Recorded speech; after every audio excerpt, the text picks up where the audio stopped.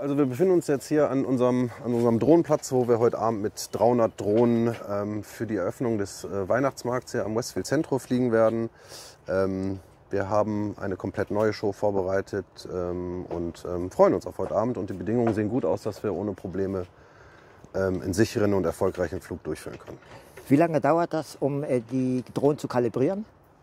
Also das Drohnenkalibrieren selber, da ist man vielleicht so bei einer Stunde ungefähr. Die Gesamtvorbereitung jetzt hier vor Ort für die Drohnen ist dann vielleicht in Summe dann so 3 Stunden. Also bei Regen könnt ihr nicht fliegen, ne? Nee, tatsächlich nicht. Bei Regen können wir nicht fliegen und ab einer gewissen Windstärke dürfen wir dann auch nicht fliegen. Das sind so die beiden Faktoren, die uns dann letztendlich da zu entweder einem Abbruch der Show oder dass wir erst gar nicht hochgehen und starten.